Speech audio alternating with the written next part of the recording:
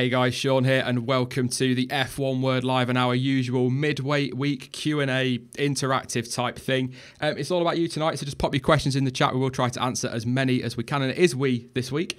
It looks like there's going to be two joining me, which is awesome, because we can get through even more questions then. We'll get the usual out of the way then. You can follow me on social media. Links to Twitter, Facebook and Discord are all in the description.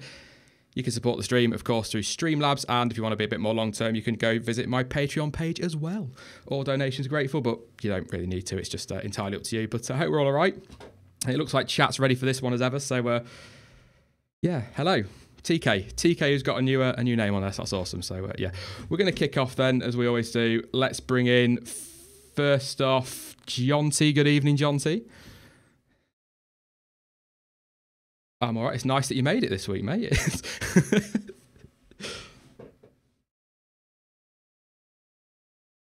Yeah. You deserve a break as well, mate. You really do. Also joining us as well, by the look of it, is Ryan. Hello, Ryan. Hello. I wasn't expecting you on tonight. It's yeah, bonus. Yeah. Yeah, it's we usually get some absolute belters, and I try and ask ones that we can answer, but there will be one that we can't answer, and I just make us look completely stupid. We'll kick off with Kyle Marcus, who says, will Alonso win a race this season? Jonty, we're talking the other day, weren't we? We think probably around Monaco, that kind of place is where he's going to get his shot this year.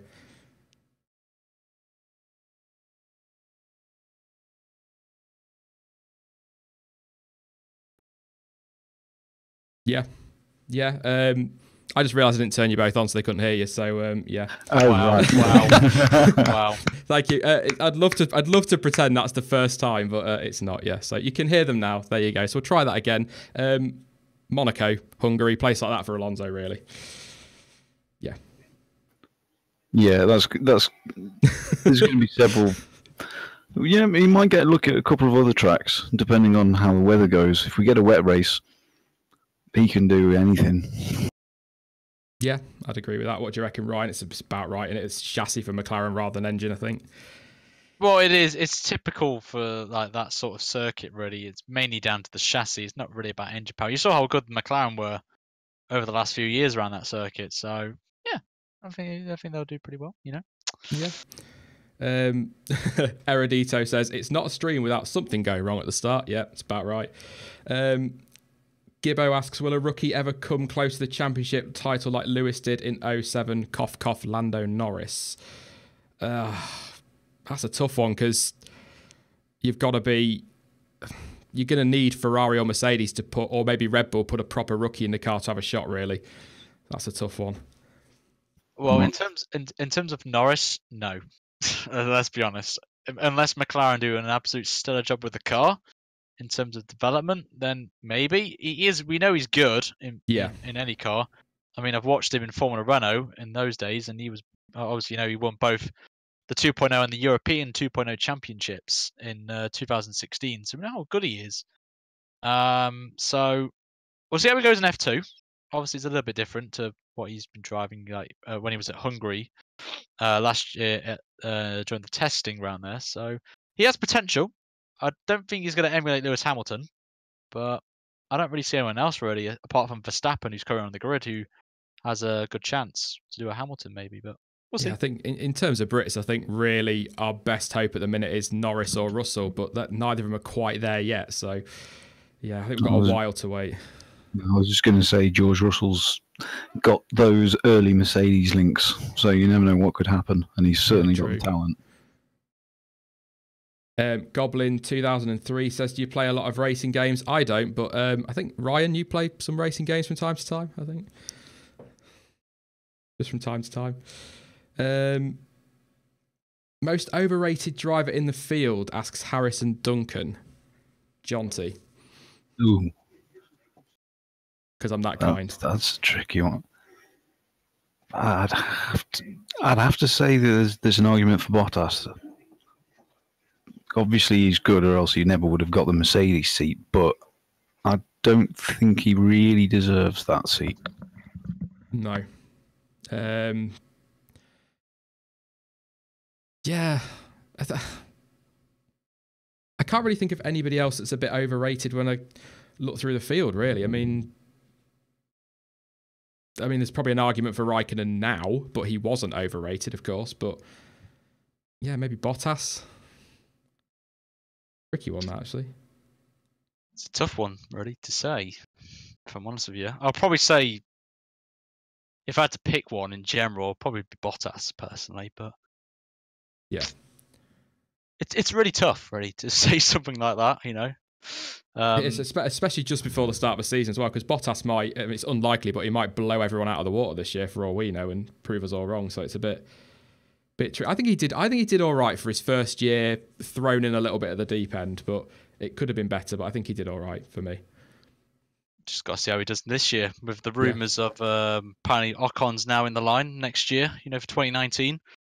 So with all that rumour going around, he's got to really get out of the blocks really quickly at the start of the season and really mount a challenge to his teammate Hamilton for the championship, unless, you know, he does really rubbish and then gets the sack and Ocon comes in. So he's got to have that on his mind all through season. So pressure straight away for him. Well, it would be interesting to see how he does, you know. Yeah. Praveen Sony has just subscribed. Thank you for that, mate. Really appreciate it. Let's have a look for a question. I just saw one and it's just disappeared. RC asks, will we see a British driver partnership in F1 again? I think, again, down to what I just said, actually, we've only really got Norris and Russell at the minute and Hamilton, who's not going to be around for much longer, I wouldn't have thought. But to be honest, from what I understand, although McLaren are a British team, wasn't that like an advertising and commercial nightmare having two drivers for them on the budget side of things? I might be wrong, but I seem to remember there was a lot of fuss about that at the time. Yeah, I did read stuff about that because obviously they like to diversify the portfolio of sponsors, and it's difficult to drag in sponsors from elsewhere if both of your drivers are from the same country as the team. Yeah. ST just saying Ollie Rowland, I think, to add to Norris and Russell, but I've got a bad feeling about Rowland. Not about him as a driver. I've just got a horrible feeling that he's going to be one of those Brits that just misses out. I've got a suggestion. Let's bring Jody and Palmer back. Oh, God, no. Bring him back. That'll be good. No. But I think for a double UK driver team to work, it'd be good if they had like an actual UK-based team. You know, maybe Aston Martin, you know, make a full team. Doubt it, though, because obviously Red Bull links. But that'll be quite a good combo to have, you know, have a well-known car brand as Aston come in, and then they have two youngins, or maybe experience of maybe like Lando Norris, you know, a few years at McLaren and jump ship. Doubt it. And have like Rowland in or George Russell would probably work. But let's be honest, though, it's not going to happen. No, we'd love it, but as Brits, we'd love it. But yeah, Praveen Sony says, do you think Stroll can finish in the top 10? I'm guessing in the championship. I'd ask Chaz, but he's not here. If there's luck, yes. Throughout the season, and if the Williams car is actually pretty good, because I think this is the first season actually where Paddy Lowe can do stuff with the car, if I remember. Yeah, it is. Yeah. So he could have some good say. You know, get some cheeky Mercedes link ups. You know, get some of their stuff and put it on the car. But I think this is a big year. I think for Williams. I think in terms of where they're going to be. Obviously, paid driver coming in. Let's be honest, that is the case. With Sorokin coming in, which I'm still angry about.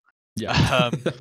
But the money coming in, you can see it on both sides of the story. Yes, you've got someone coming in who's okay, in my opinion, he's okay at driving, but he does bring money in, which can really help the team out in terms of development for their car. Yeah. So Williams are going to be one to keep an eye on this year, I think, in terms of are they going to do well or are they going to bottle it again and go back to where they were, like in 2012. Which was probably like 2011, which was one of their lowest points actually. Yeah, it was in their history. So I think their problem is they've got Force India are going to take a leap forward. Renault are. If Honda deliver a decent engine for Toro Rosso, they might make a bit of a leap forward. And so for me, Williams are only going to go backwards, and that's going to be really tough. But I think we mentioned it the other week actually, Jonty. This just seems to be a pattern with Williams, doesn't it? They sort of climb the field a little bit and then fall away out of nowhere. Yeah, I mean, they've been up and down so much the last 20 years or so. It's really perplexing. But I'm hoping for a bad thing that Williams have just been underhanded enough to think, right, we'll have the 2 paid drivers this year and just have a full year of mad development with all that extra money, and then ditch them for 2019 and get some proper drivers in once we've learned everything. It's not a bad idea, is it? If you think of where they were last year, it's got to be worth a gamble because, like I said, they're only going to go backwards. What happened has just subscribed as well, so thank you for that. Yeah, I feel for Williams. I know I'm a British and a little bit biased, but I do. Yeah, I did see another question. Could we see Jaguar returning to F1? I'd love that. If I was going to pick a team to return, that would be one of them. Yeah. Nah, they're too tied on Formula E, if I'm honest with you. Yeah. And they're doing pretty well over there. And I really like their livery. If they ever come back, I would love that livery. Be good to see him back though, wouldn't it? I've got to agree with that. The Jaguar livery in Formula E is stunning. Armin says, could Verstappen get a shot at the Ferrari seat? I think I've said this a few times now. I think Ferrari have already earmarked him, and I wouldn't be surprised if words have already been had as Vettel's long-term replacement, to be honest. Unless Red Bull make a really, really competitive car, then he won't, and sees the potential. Obviously, maybe Red Bull may get Honda engines if Toro Rosso's partnership is all right. You never know, once they cut ties with the Renault or Tag Heuer branded engines. It is going to be interesting, I think, the end of this year when when we see the driver transfer market happen and see. Personally, I hope he doesn't, because I would love to see Red Bull back at the top fighting and have a triple threat for the constructors. It would be awesome to see that. But again, Ferrari, big brand, historic brand. Every driver wants to go there. I wouldn't blame him if he goes, but I think he'll be better off at Red Bull unless their engine situation gets fixed. Let's see. Yep, just going to interrupt for a super chat, which is awesome. From, I'm going to butcher your name, I am so sorry, from Ardjan Vlastuin. That's probably so far wrong. What do you think of Nick De Vries? I think he's a driver that's quite underrated, actually. I think he's a very good driver. He was last year. I feel sorry for him in a way. He's been dropped, hasn't he? Has he been dropped this week? Last week? Yeah, I think he was dropped. I think 2 weeks ago he was dropped, which is a shame because he's no slouch. But obviously, you got Lando Norris in that program. You can't really. It was going to be between them two for a seat at McLaren as the third driver, and Norris has been so successful in his feeder series he's done, and it's a shame for De Vries because I quite like him. But we'll see. Maybe he goes into another thing. You never know. We saw Kvyat go to Ferrari in a junior development program, so anything can happen. So, what do you think of Nick De Vries? De Vries, I can't say his name now. John T. Yeah, I do feel quite sorry for him. He's always been challenging, maybe not right at the front, but he's certainly been challenging for podiums for quite a while. Yeah, he definitely deserves a seat in F2, and should be coming to F1 in the future. Sorry, John T. I was going to say as well that someone's just put up in chat as well about De Vries. I only remembered this because I watched it, that he's done something that Alonso and Norris have not done yet, and that's win an endurance race. He won the 12 Hours of Bathurst this week, which is a great achievement to have and something to put on your CV and go, yes, I haven't got a seat, but I won this big race in Australia that these guys haven't done before. So, and that's a really hard race. Yeah, it is. It is hard. When I drive it, it's horrible, but it's good fun though. But it's scary as hell. A couple in chat just asking about 2018 predictions videos this week on the channel, and boy, have I got a video for you tomorrow night. This week on the channel, I'm just rounding off 2017 stuff. So the new stuff for 2018 starts next week, conveniently in time for the Williams launch. Just almost like I planned it. It's perfect. And I'd love to pretend that I did plan it, but I didn't. Have a look. Lots of Max Verstappen stuff. Will Max win championship before 2021 or after it? Asks Hallam899 live. That is totally down to Renault. Totally down to Renault. I think we talk about it all the time, don't we, John T? It's all down to what Renault bring next year. Yeah, very much so. It's funny how we've got two teams that don't have Renault engines that are totally reliant on what Renault do this year. Yeah. I was going to say Tyson. his first chance at a title, if Renault don't bring an amazing engine, will be 2019 when bigger names go and seats open up. Yeah.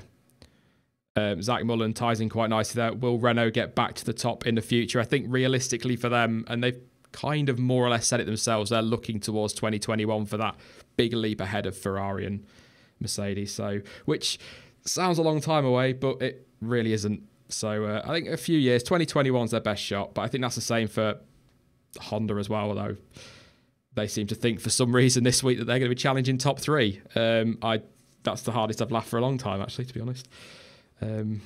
Top three for Honda, can we see that, really? No. Unless they've done some really sweaty sessions, like proper like sweating in the factory, then yes. But it'll be great for the sport if Honda get back to where they were. Obviously, we do remember them with the Senna, having Senna driving the McLaren with that Honda engine. It'll be great historically for the old time F1 fans, but I mean for the newest fans that don't really know about Honda, they'll just think of like what BAR Honda when they obviously went bust. Well, they left the sport. But for a long time fan like myself, I would love to see them back at the top again. I don't really care what engine they supply to, as long as that name's at the top again, it'd be great. I do wonder as well. Obviously, McLaren making the decision sort of just after the middle of last season, really. I do wonder how soon Honda started development on 2018, because if they knew they were losing McLaren, why not start then and there? So they might be 6 months ahead of where they should have been. So this is the thing. This is the thing, though. We don't know when the actual definite concrete confirmation of them not supplying engines anymore. They could have waited like months before announcing it, like at Singapore. We don't know when these definite final details came out. Well, were officially announced. So they could be, maybe McLaren saw something in development, was like, this is taking too long, it's going to be another season of dire boredom, maybe, but we don't know. We're just outside sources. The only people that will know the answer is those that were in the talks. So we'll wait and see, but I don't know. I think it will be close. I can't find a question now. Somebody just asked if Mercedes dominance would end in 2018. I think we're getting to the point now where we're closer at the front. It's just still not quite close enough. And actually, to be fair, we talk about Mercedes dominance in 2017. Had Vettel not made the errors he made and Ferrari not had the mechanical issues, he would have won the title. So dominance should have ended in 2017, I suppose. But let's not open that one up. That's Zithic says, do you see Ocon as a potential world champion? Yes, no doubt. That's an easy one for me. Yeah, absolutely. Definitely agree. His race with Verstappen at Spa in Euro F3, I could watch that over and over again. That is such a battle. I'd love to see that in F1. Yeah, I hope we get it. Fingers crossed. Kyle Marcus says, is Kvyat set to take Kimi's seat for 2019? I did a video about him yesterday. I don't see it. I think it's more likely other people will move and he'll end up in a Haas or an Alfa Sauber if he's got a shot. But for me, that's Ricciardo or Leclerc. I think it'll be Leclerc personally. Obviously, we know Ricciardo's got heavy, crunchy talks this year. And if he sees the potential in the Red Bull, then obviously that opens the door for Leclerc to take the spot, which I would love to see because, as you well know, I'm a big Leclerc fan. So, and love to see him fight with Sebastian Vettel, and he is a future world champion in my personal opinion. But of course, we shall see how he does this year in a Sauber Alfa Romeo, of course. So, we'll see. Yeah, I think Leclerc's going to do all right this year. I think he'll surprise a few. I'm not going to. I won't put you on the spot again, John. It's all right. I think everyone already knows. Craig Torley, which track would you get rid of and replace with what track? I would get rid of Abu Dhabi, Russia, bring back Turkey, India, bit of Imola. Yeah, I'd be happy with that. I would get rid. I don't know. Russia definitely. I'm not a big fan of it. I'm not a big fan of China as well. Not really feeding the flow of that No. one. And I'm trying to think now. There's another one. You Probably see, probably Mexico, which is a bit of a shock to some people, but in return, I would bring back the old Mexico layout because the last corner Oh, the was Peraltada. the Yes. Paratada is a beautiful, beautiful corner. Also bring back Turkey because it's such an OP track, and a track that I did yesterday in a video, the Nürburgring, but spice it up a little bit by doing both the layouts of the Grand Prix and the Nordschleife. Yeah. I did the 24-hour layout, like I, 8 minutes of 150 corners. I'm going to give you a epic. cheeky plug now, Ryan. If anybody wants to see an F1 car with a halo on around that circuit, go and watch Ryan's video. It was a great watch last night. I enjoyed that. So, yeah, there you go. Well, Cheeky some plug people for you. didn't, so. Oh, fair enough. You're always going to get them. Yeah. Go on then, John. The tracks you'd get rid of and what you'd replace them with. depends how severe we're being. As severe as you like. If we're going purely on the racing, then Abu Dhabi, Russia, Hungary, Monaco, and China are all gone. Replaced with Zandvoort, Kyalami, Turkey, Laguna Seca, and something further east, possibly Korea or India. See, I like the South Korean circuit. That was another one, Kayami. I used to love that. I used to play it on the PS2 on one of Cody's games that they used to do. I think it was like Toka Race Driver or something like that. And that layout is beautiful. It is a great. I would love to see a modern car go around that track, but I doubt we'll ever see a race in South Africa. I think they've ruled it out today. I think the financial, they can't afford it. It was on the cards. I think I read it on, I think it was F1 Fanatic or something like that. I saw on Twitter that they've ruled that out, but it's a great track. It really is. In fact, no. I'll tell you what I'd do. I'd get rid of those rubbish tracks and have the European GP do exactly what it's supposed to, but also introduce an Asian and an American, where each year all three of them go to a different unused track in that area. That was the whole plan behind the original European Grand Prix. The first one at Donington, next one at Nürburgring, and it stayed there. Yeah. You can vote for John T as FIA president online when they come round, because that sounds like a spot on. That'd be great for the American market. A good way to tackle that, actually, wouldn't it? Go around the country. Good for the UK. Might bring some Silverstone prices down as well. Yeah, and on all occasion, why not just that one time have the F1 cars round an oval, see what happens? I think personally, it's just going to be a rip-off of IndyCar. I'm going to be honest. So I don't think the Americans need to see that, but I just don't think they've got the speed to really cope around some of the super speedways, like Daytona. Indy would be flat with these 2018 cars. If I'm honest with you, there's going to be no aero push like we see in the Indy cars. I just think it'll be a bit bland and boring, and I mean, if they ever do ovals, they've got to be very precise on what tracks they do, because they don't want to make it too easy. I think it'll be too easy in these cars, but yeah, we'll never see it. Let's be honest. James Brooker just made a great point. One I missed off. Anybody else gutted that Malaysia's gone? I love that track. Yeah, love it. I loved it. One race that reminds me of that one very well was 2011 Sergio Perez in the Sauber. Yes. When he was going for it against Alonso. It would always be in my mind. And also the unpredictable weather as well. I absolutely love the mixed condition races. 2001 is one that I would always remember. TK's donated. Thank you for that, mate. Really appreciate it. He says, could Ricciardo beat Verstappen to the title in equal cars and reliability? Well, that's first and foremost, it will never happen, of course. We know this, but I don't know. It will be a tough one, because if it was in the rain, Verstappen would easily win. I think he's a lot better than Ricciardo in the wet. In the dry, it's a tough one, really, because they're both talented in the dry. They're both quick at different tracks. So I'm not really sure. I don't know what John T thinks, but... I think Max would just edge it. He can find that extra little bit during tight battles more than Ricciardo can. Ricardo's a master of the late braking, but Max can find those different lines, and I think that would just give him the edge. Yeah, I think on pure pace alone, I think Verstappen is quicker, but I think Ricardo has the better racecraft. So it would be close, but I think Verstappen just would edge it. James Bryder has just asked one hell of a question. What if Hamilton retires and Bottas underperforms at the end of the year? Who will take the Merc seats? Well, we know that Ocon is lined up for one. Yep. Could we get an early jump in for Russell? Maybe he has got the links there already.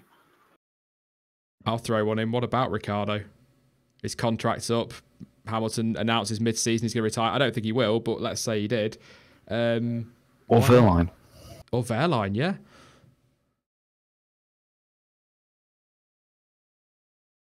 Well, that's a thinker. Although I think Verline would more likely go Force India if Ocon went to... I know, because Russell could go Force India. No, shut up, Sean. Yeah, Sean.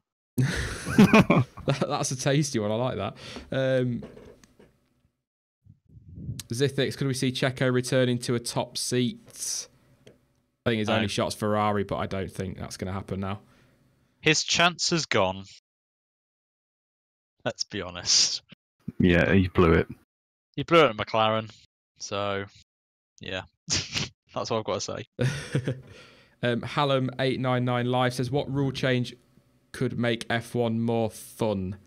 Sprinklers. Let's get the sprinklers back. Nah.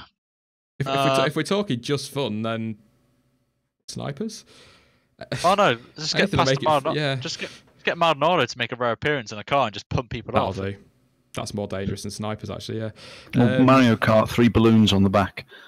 Although Vettel would probably win. Red shell. Get some red shells and some bananas. Banana skins. ST says snow cannons. Nah.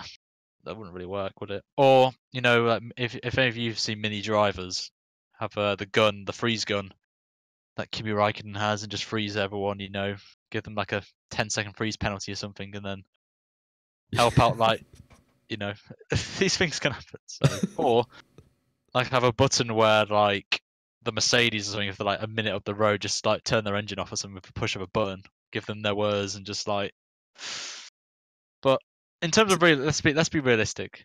I personally would love to see another change to the cars. I would love to see them go back to the 2000 era, like 2002, 2003, 04 cars shapes, and bring back the engines. Let's be honest, we want the V10s back. Yeah. I can't. Just anything that makes the racing closer is going to make it more exciting and more fun, isn't it? So I think less aero, or certainly easier front wings, stuff like that. Easier front wings, that makes no sense. Cleaner front wings, that'll do in terms of aero. But I'd go with a freeze gun. That would do quite nicely, I think. You Are Not E says, double points at the last race. Amazing idea. No. Could you have imagined the fuss if Rosberg had won the World Championship in 2014 because of double points? Could you imagine? Oh. Yeah, that... Insert popcorn gif. Yeah, exactly. Yeah. Jonas B says, will McLaren really fight for podiums? I think they've got a shot. The conditions are going to have to go their way and the track's going to have to... racing have to go their ways, but, Ferrari retires, a Mercedes retires... It's all open, really, isn't it? But again, down to Renault, but they've got a shot. I think qualifying is going to be quite important for McLaren. When it's just those short runs, they might be able to get more out of it and mix things up at the start. Yeah. What do we think of Grid Kids? Asks PSY Baba SSK. I think out of all the options, it's not a bad one, is it? Yeah, I think we pointed this out in a few days ago in the video we did. I think it's great in terms of interacting with us. Good for the kids, of course. They get their moment of glory. being next to the idols and being that close to an F1 car. I would have liked to seen some special ones like the kids. Then they have like the guide dog stuff, as I mentioned in the previous video we did. Those sort of things, maybe like Make a Wish, charity, Yeah. things, and like kids with issues and all that would be great to have that.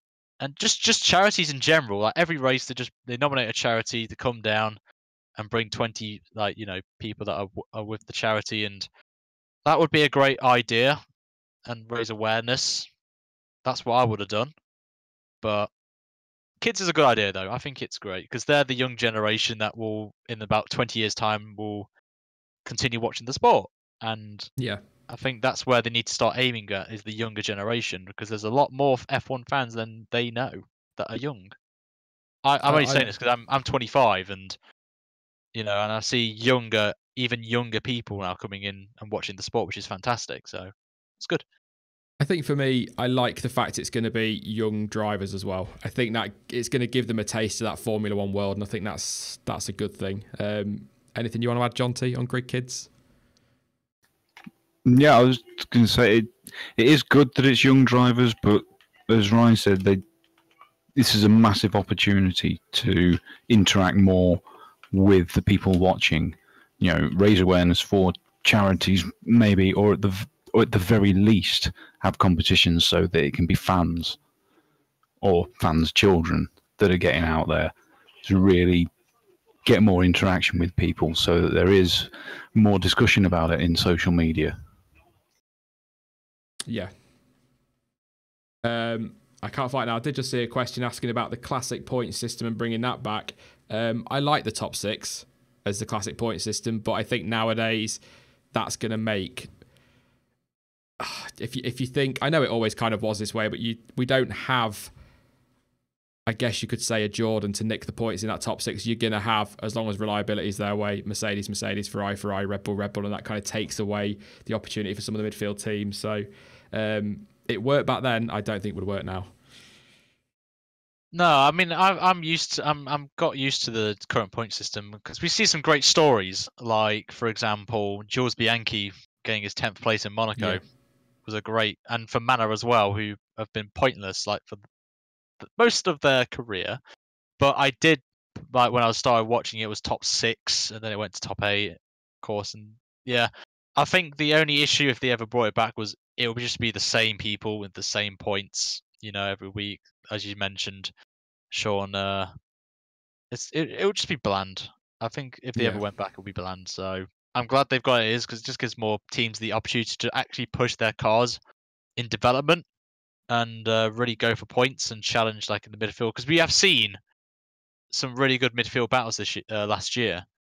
So I think that's because of the top 10 people getting points. So keep it up. Yeah, that's it. It's like I say, if you've got reliability, who your top six are going to be, because you look at last season, Red Bull were well clear of Force India, Mercedes and Ferrari were well clear of them. It would just be too predictable, I think, and it would kind of take away. What are the midfield racing for? If they're not going to nick the odd point. Those great stories. Luca Badoer at the Nürburgring in '99 before his retirement, 4th place in a Minardi. That was such an achievement. Then not just because it was 4th place, but because that was the only way you were going to get points was top 6. So, but like I said, the Jules Bianchi story was just obviously now a lot more poignant, but just incredible at the time anyway. So we want those stories in F1. Yeah, as it stands, the 10th place, I think it gives everyone a realistic chance of just that little bonus. Even the teams right at the back, there's always that outside chance that they can get something, and it makes it more appealing. Crazy Stuff says Toro Rosso Honda to be better than McLaren Renault. Knowing Alonso's look, probably. Realistically, though, I can't see it. No, I can't see that. Unless they really have been making Newey work double shifts, then I think it's going to be a big leap for McLaren and a big step back for Toro Rosso. Sorry, I was just reading a long question there. You are not E. What do you think about the time penalty idea instead of grid penalties for engine components? Something like 10-second penalty at the first stop, and obviously not under the safety car. It would make qualifying relevant because it's certainly starting to lose its relevance, isn't it? So, yeah, 10 seconds, maybe 5 seconds or 5 seconds per X amount of component. I think 5 seconds per component. A team like Honda this year would have had to just sit in the pits for about a minute and a half. So, I don't like the penalty system. I think was it you, Jonty, or somebody else that's put forward on the stream before the idea of just one grid drop per component rather than 5, 10, whatever. Because I mean, look at Monza; it got ridiculous, didn't it? Yeah, we did. I think we kind of came up with that one by chance while in the middle of the stream. Just one spot per component. There's, I think is it 5 or 6 components which can cause a penalty. So a maximum of 6 places. It will still keep qualifying relevant, and it will be fair for everyone. It punishes the team, if you like, without taking too much away from the driver. I still don't like the driver has to face the punishment, but it's a team sport, so you win together and you lose together. #blessed and all that. So please don't. God's sake. As soon as that came out of my mouth, I was like, I know what this is going to lead to. So I may as well say come on, man. Thoughts on McLaren's new colour scheme from Callum Tanner? They're going papaya, aren't they? As long as it's papaya, I'm happy. Or if we could go back to the 80s and the red and white, that would be nice. But yeah, as long as it's Fernando Alonso's Indy livery from last year, then I'm down for that. I mean, there has been pictures they've posted, and there's a little hint of that colour scheme in the on one side of the picture. You can see a little bit of orange, like really bright, like orange. So I am looking forward to that. If it is, yeah.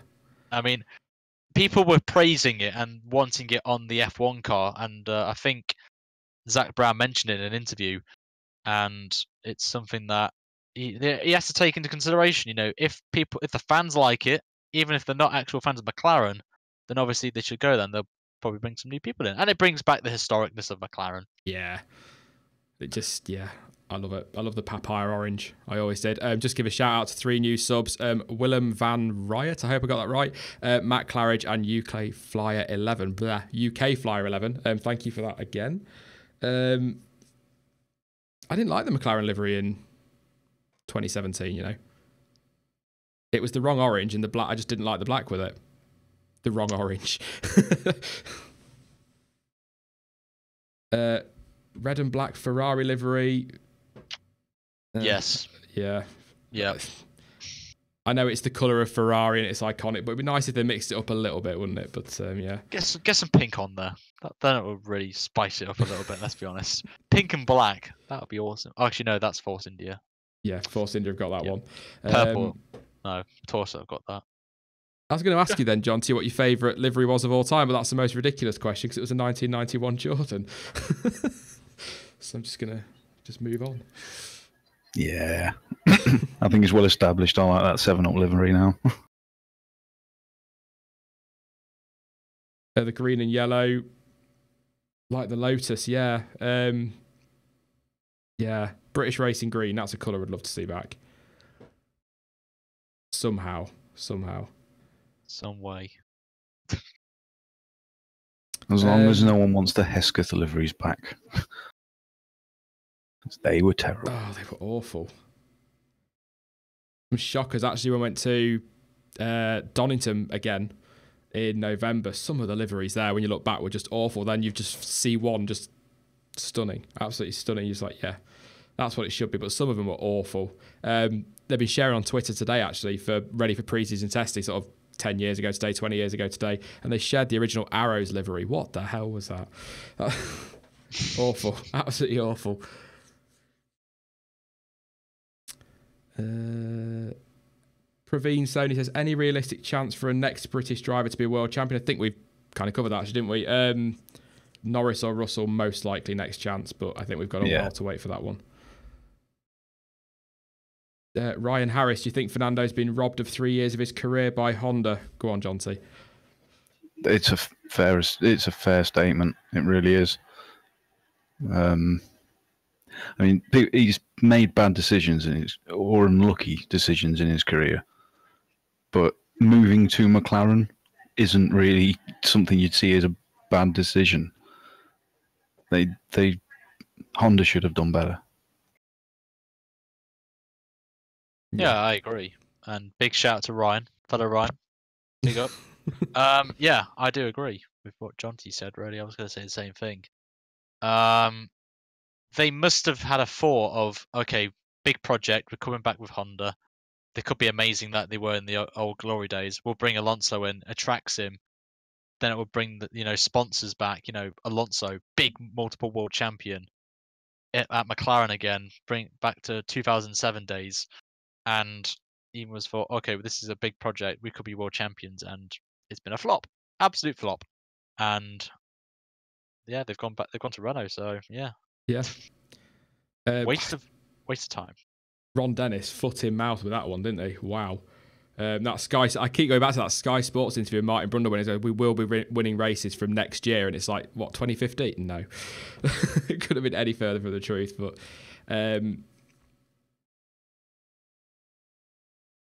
if F1 launched a paid streaming service to show the races, do you think it would be successful? Says Fred in the Shed, or Fred the Shed. What an awesome name! That's a good name. I'm glad you picked that one. If they did it identical to the one that WWE put out, the WWE Network, it would be amazing. It's $10 a month.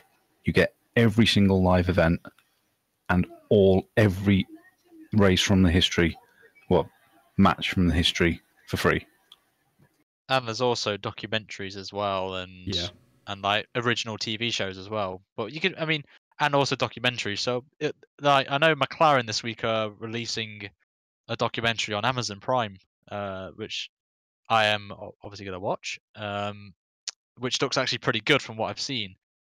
They've just got to be careful, though, I think, with this paid service. It's a great idea. It's a great,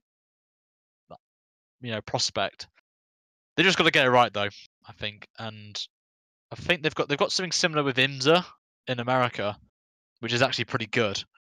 Like they have telemetry, like live tweeting, and obviously they stream the races anyway for free on IMSA TV. But they've got to do their homework, I think, before going down that route if they want to make it successful. Do some feedback, get some surveys out to F1 fans.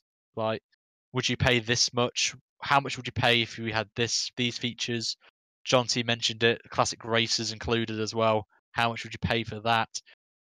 And it's a great idea, but obviously it will affect well, it would be good for those that don't have terrestrial, Sky or I'm just doing the UK as an example here, like Sky Sports, and it's all free to air because we're going to lose that this year after this season, I think, Channel 4, before it goes fully to Sky. So maybe that's a hint that maybe next year we'll see it come out or some format of it. I think I'd be happy if Sky were a bit more flexible. At the minute, you've got to pay for everything. It'd be nice if they just released a package and said you can have practice and qualifying, or you can have qualifying the race, or just the race, and kind of stagger the price a little bit. Because at the minute, it's just if you want to watch it, this is what you're paying. And I've got this horrible feeling, as we've seen with football, that once they get the exclusive rights, the money's just going to ramp up. And they're going to start charging more because that is people's only option in the UK legally to watch it. So that's my only worry with Sky. They've got the monopoly, and that does concern me a little bit. I just saw a question. David asks, who do you think is going to retire in 2020? I'm going straight in with Lewis Hamilton. I'm going straight in with Kimi Räikkönen, obviously. But I think it'll be this year, let's be honest. But he's the most obvious candidate. And then obviously I would say Lewis as well. Maybe, I don't know. I don't know what to say this or not, but Sebastian Vettel, maybe? I can see it. I think 2024 for Vettel. I said in a video a few weeks ago, in my head, for whatever reason, 2024 has just always been the year that Vettel will retire. I have no idea why. I think it's around the age, he would have been around the age Schumacher retired as well, and the way he likes to kind of not position himself career-wise with Schumacher, I just kind of think that would be quite fitting. So, yeah, I lose the end of this year. See, I've said it before. It's all right. Vettel, I still maintain he will just keep going until he either beats Schumacher's records or he realises he can no longer manage it. Yeah. I'll take a couple more then. Try and keep this at an hour, so we've got about 15 minutes left, so we'll take a couple. But Romain Grosjean's title chances in future? No. Unless he's at Ferrari, no. That's my straightforward answer with that one. I like the guy. Guy personally. He's a lovely chap. Obviously, with what happened years ago when he was at Lotus with the bad reputation, but he's developed and he's bounced back from that. I kind of feel like that race ban was the best thing for him in some ways because he came back a different driver, didn't he? Yeah, he has, and he's more active on social media, like on Instagram. He's got his own book out as well with his wife, which is awesome. Actually. And that's my doorbell, so I have to go. Sorry for the short one there, Sean. That was me on Sunday. It was, yeah. That means it's me on Sunday all day. I don't have a doorbell, it's fine. Have a quick look for I did see one actually a while ago. I'm so sorry. Oh, there it is, yeah. Armin asks, do you think that Vettel has stepped up his mind games, and were Michael and Ayrton the biggest mind game players we have ever seen? That's a good question. That's a very good question. I think Vettel tried to step up his mind games and ended up tripping over himself. Didn't work, did it, at all, last year when he tried it? As for the biggest mind games players, Lauda and Prost. Yeah. I would maybe go as far as to say Patrese as well. Was it Patrese with Nigel Mansell? Yeah. PK. PK, sorry, yeah, PK. Why Patrese was 92, don't matter. Yeah, because he got right in on his family and everything, didn't he, with the mind games and that. I think Lewis is good with the mind games. He was with Rosberg, but then they'd known each other years. He knew exactly where to hit him, didn't he? So, yeah. And Rosberg knew exactly where to hit Lewis, but on the car. That was the big difference, I guess. But yeah, I don't actually think Michael Schumacher was that great with the mind games, to be honest. But I don't think he really needed to be. No, he was just that good. Yeah.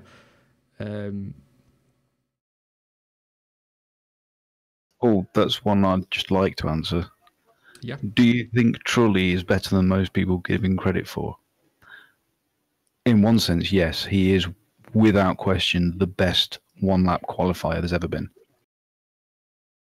He can pull so much more speed out of a car over over a single flying lap than anyone else can. He just didn't carry it on in races and made silly mistakes. I always liked Jarno Trulli as well. Yeah. Him and Olivier Panis were two drivers that I think they weren't underrated, but I think they got quite a bit too much stick, really. I quite liked them, but yeah.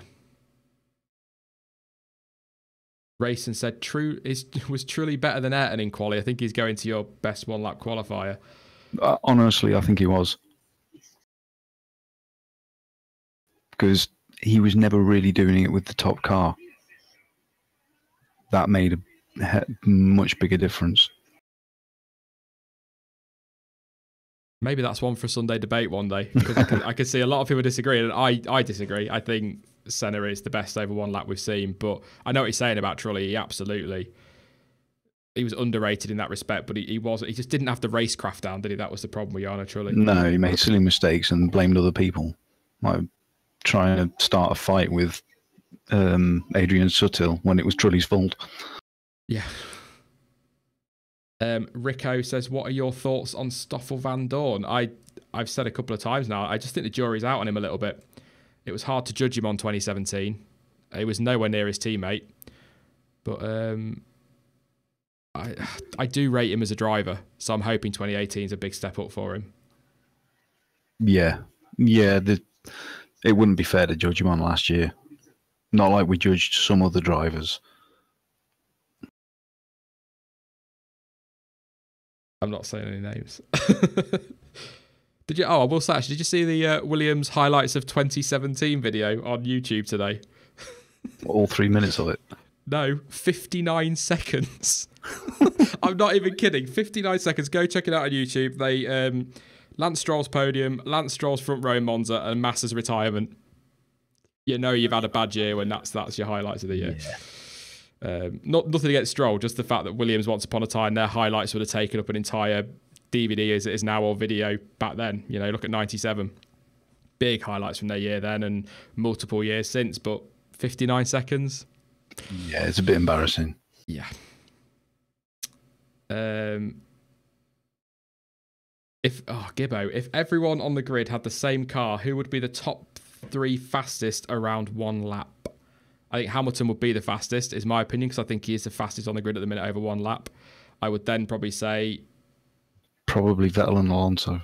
Yeah, I'm wondering whether to put Verstappen in there ahead of Vettel, dare I say.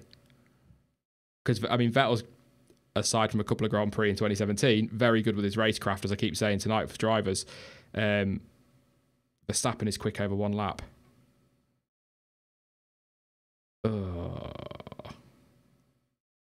Yeah, Hamilton, Verstappen, Alonso, but not picking an order. I'm going to put Lewis number 1. I just, over 1 lap, I think he's shown us, yeah, he's got it. That doesn't mean I think he's the best driver on the grid, because I don't. But hey, I'm not going to go into that one because there's not enough time tonight. What a shame. Scotty McNichol says Max is better than Seb easily. I wouldn't say easily, but he is. I'll reserve judgment till he's got a couple of world championships under his belt. I'm going to say nothing more on Vettel. All I'm going to say is, if you want to hear my honest opinions on Vettel, which might surprise a few people, the video will be out tomorrow, 6:30, I think, UK time tomorrow. So, yeah, and that will upset people, just like I did a week ago or 2 weeks ago with Lewis Hamilton. So, yeah, there you go. F1 word is a Lewis fan. Sad. Not a Lewis fan, just I can recognise a decent driver when I see one. What is Ferrari's biggest weakness in 2018 in your opinion, asks Hallam899. If he performs like he did in 2017, then Kimi Räikkönen. Yeah. See, once upon a time, it would have been strategy, wouldn't it? With refueling and that, we saw potentially Massa lose a championship on that, and other drivers struggle with it. Alonso lost a championship, of course, in 2010 because of it. And they still made reliability. They still made some bad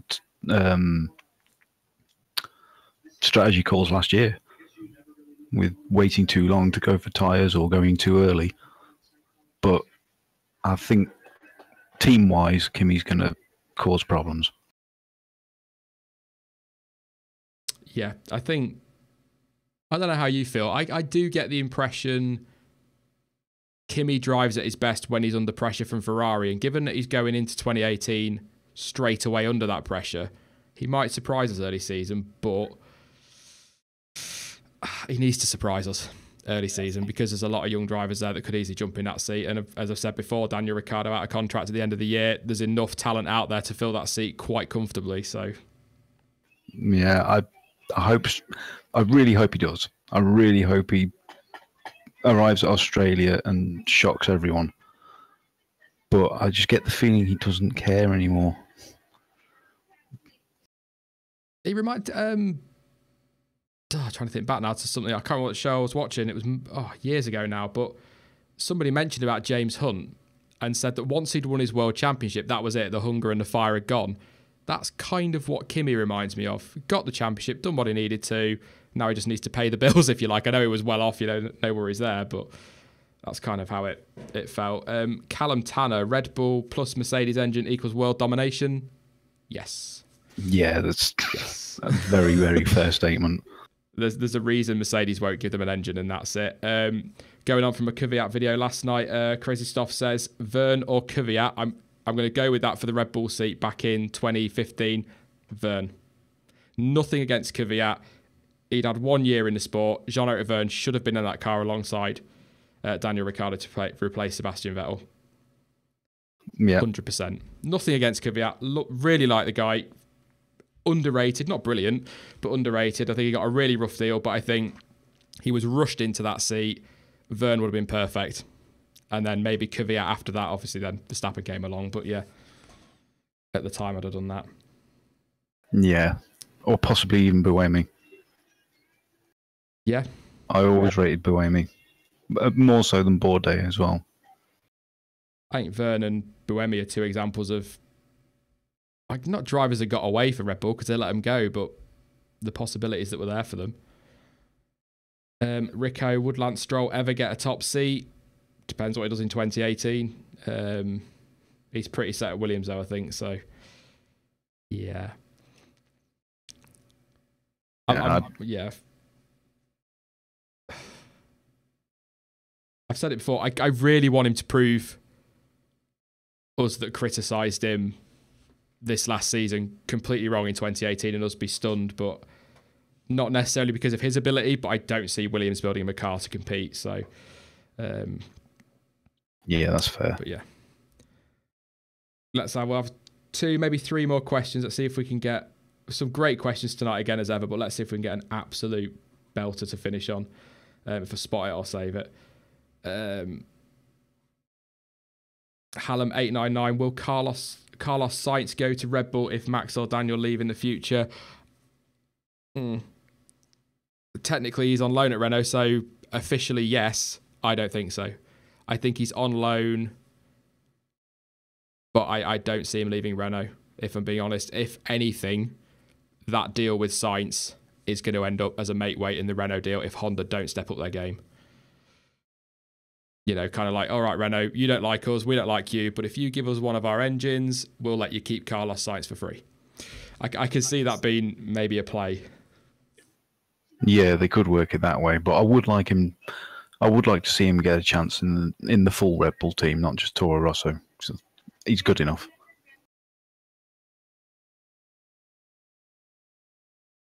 Mohammed Ahmed says, who do you guys think were potential world champions but didn't make it in the end?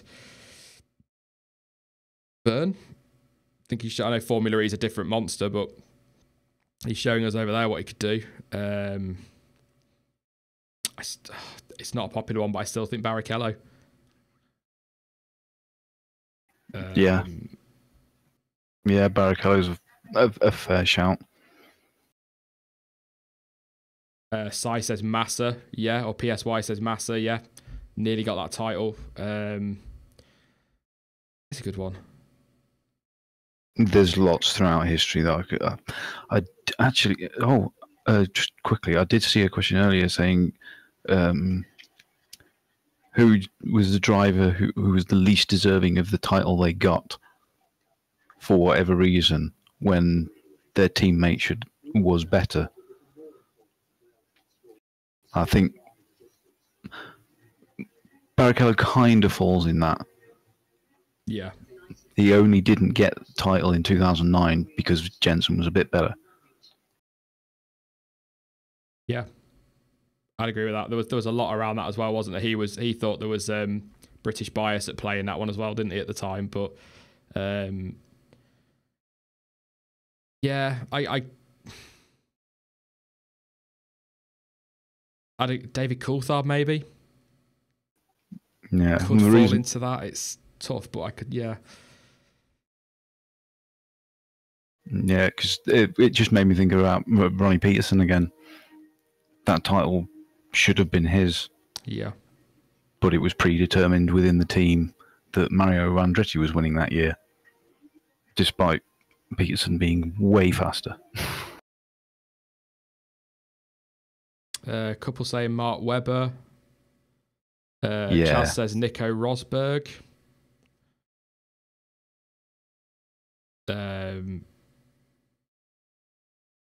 Lacey. Yeah. Would you throw Berger in there? He was Senna's teammate, wasn't he? 91. But yeah, potentially. There is so many when you go back and think about it, actually, isn't there? And yeah. Expanding on that, Hallam says, who do you think is the worst F1 world champion?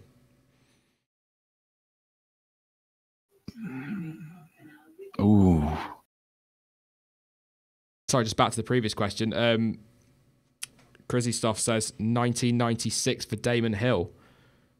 Do you know? I don't know if Villeneuve was better than him in '96, but yeah.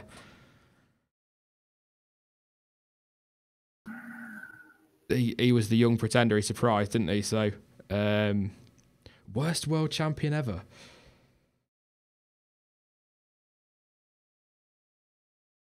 Very nearly Eddie Irvine. Very nearly Eddie Irvine, but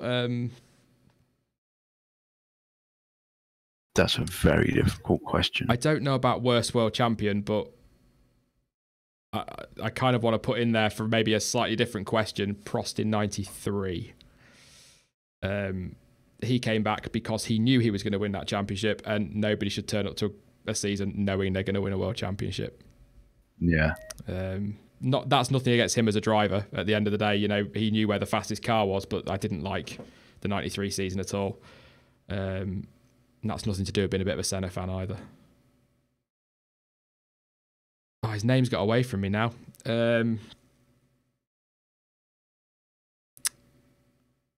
The Australian that won it for Williams. Alan Jones. Yeah. That's the one, Alan Jones, yeah. Possibly. That's a tough one. Minisco 2 says, I don't want to say it, but Button. I can't be worst. No, I can't say that because he had to pull out a drive to make it his.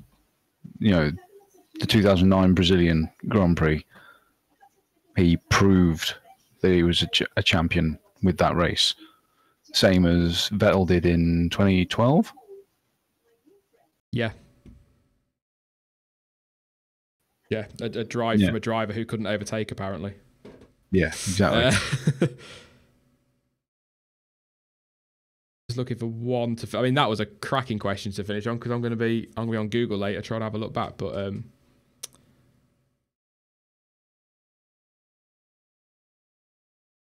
Button proved himself with BAR Honda. Yeah, absolutely. He outdrove that car.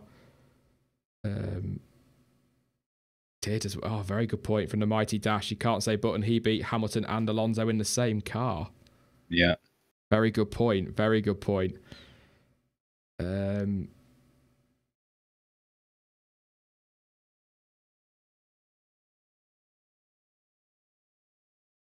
I'm torn between two questions to finish on now.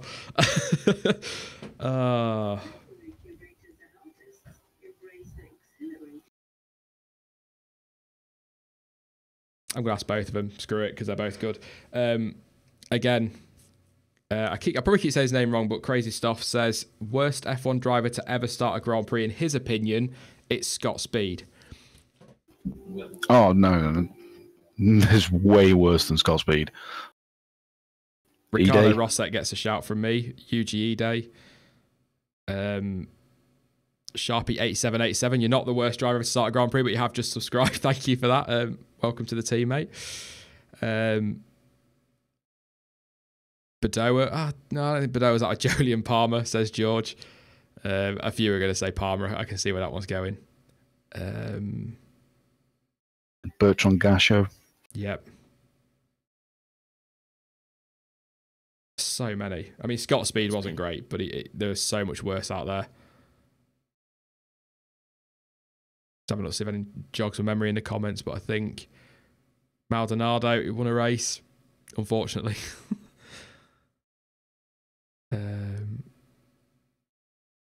Carter Kayan, not a great driver. Yeah, you see, the younger people won't remember people like Ide. Shocking driver, shocking. Yeah, I think he's got to take the title because he's got to be the worst because the FIA brought in new rules and stripped him of his license because he was so bad. It's true. So yeah, there you go. That was an easy one there. Then Yuji Ide, terrible driver. But we're going to finish on I'mDesignUK.com Which 2018 drivers won't we see in 2019? You've already said you think Lewis Hamilton will retire, Jonty, so there's one for you. I still think Lewis will be 2020, for the record.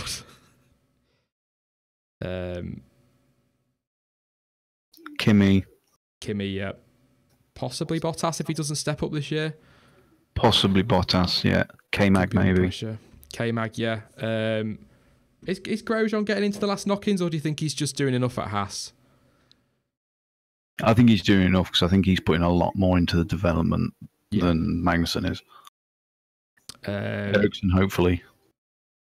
We practically own Saab, don't he? He's not going anywhere. He didn't even have to sign a contract. I don't think those that are saying Stroll, I think Stroll and Sirotkin are pretty much nailed on at Williams for the next few years now. In fact, Sirotkin's 2-year deal, isn't he? And Stroll's pouring a lot of money into that team. Yeah, I think that's about it, really. Kimi, Bottas, maybe. Van Dorn if he doesn't step up? Or does that all come down to Alonso if he decides, that's another one could retire at the end of 2018? Yeah.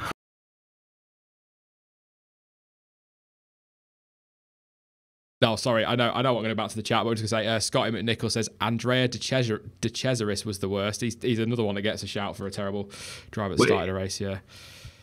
Yeah, he was pretty bad. I think he's still got the record for most consecutive DNFs, but he did get 5 podiums. There you go. Yeah, we're going to leave it there then because the aim was 45 minutes and we've been going an hour and 6. We are getting really good at this job. See, we will get there one day. Thank you as ever, mate, for joining me for this one. And are you back on Sunday with us? I would assume so. Yeah, very Sunday much so. stream day in the Jonty household. So yeah, lovely. I will. Thank you again, mate, and I will talk to you in a bit. Yeah, thanks for having me on again. See you later, everyone. No worries, mate. Thank you to Jonty. Also, thank you to Ryan, who had to go and answer his door, so he couldn't finish the stream with us there. But thank you again to Ryan for joining us as an unexpected guest. We'll put it that way. As I've said in the stream already, guys, I will be back tomorrow with another video. It is a good one. It's going to upset people, but you know, for the regulars, you know the kind of way I go about videos, and you know that I give my opinion and I talk about them. But for those that maybe aren't regulars, just listen to what I have to say before you absolutely slam me, because it is going to be a divisive one again. Other than that, there'll be a news roundup on Saturday, and the live stream will be Sunday at 6 p.m. UK time, where we will be debating something. We haven't got a debate yet, but I'm sure we'll come up with something. And of course, next week we're kicking off 2018 build-up. The Williams launch is a week tomorrow. So, it's getting close. Lights out not till the 25th of March, but the season really for F1 fans starts next Thursday. So it is getting there, and I can't wait. And you will notice some changes on the channel as of Monday as well. So just bear with those. We'll be between logos and text and all sorts, but they're changing, ready for the new season. So bear with that for me. As usual, you can follow me on social media. Links to Twitter, Facebook, and Discord are all in the description. Come to Discord now if you want to continue the debate. Apparently, we're doing conspiracy theories tonight. I have no idea why, but it'll be worth a read, definitely. And of course, you can support me on Patreon as well. Links to all of those are in the description. But as ever, thank you for watching. I've been Sean. This has been the F1 Word. And until next time, goodbye.